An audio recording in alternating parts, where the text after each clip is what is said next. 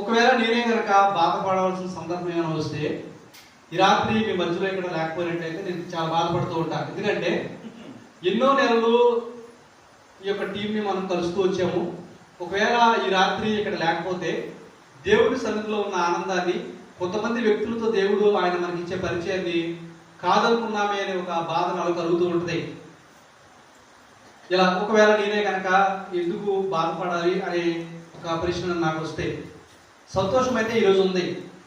కానీ ఈరోజు కొంతమందిని మనం ఇలా అడగచ్చు, మీకున్న సమస్య ఏంటి అని అడిగితే కొంతమంది ఇలా చెప్పొచ్చు, నాకు ఆరోగ్యం లేదు అని కొంతమంది చెప్పొచ్చు, డబ్బు లేకపోయిన దాన్ని బట్టి నాకు సమస్య ఉందని కొంతమంది చెప్పొచ్చు.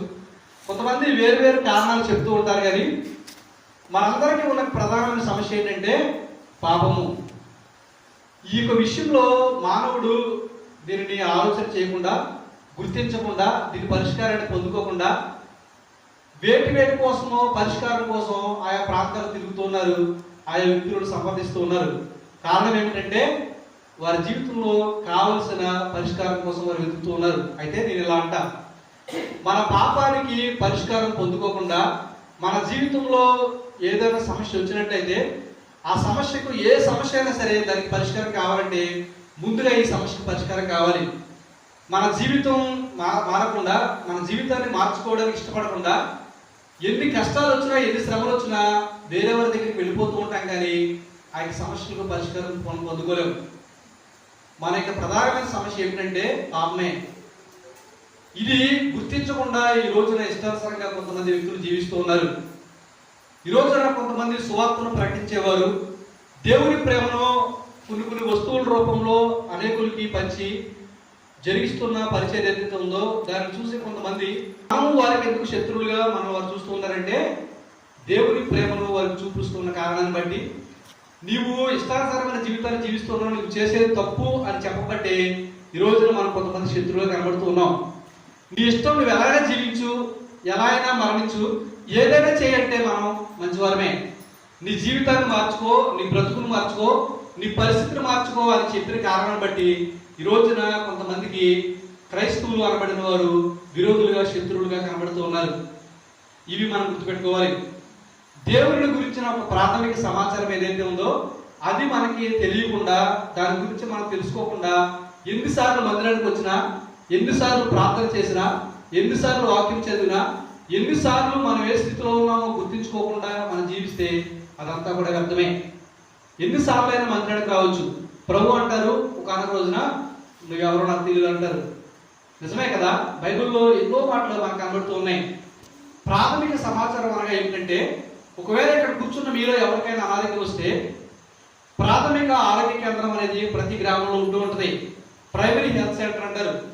ఆ యొక్క ఆరోగ్య కేంద్రానికి వెళ్ళి నీ సమస్య ఏమిటని డాక్టర్ గారు అడిగితే మన సమస్య చెప్తాం, కానీ మనం దానికి మించి మరొకటి చెప్పం.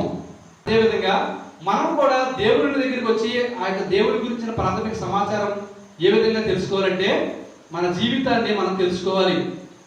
మన జీవితంలో మనం ఏలుబడి చేస్తున్న పాపం ఏదైతే ఉందో దాని గురించి మనం ఆయన దగ్గరికి వచ్చి ఆయన్ని అడగాలి. ఆయన అనుగ్రహించే రక్షణ ఏదైతే ఉందో దాన్ని పొందుకోవాలి.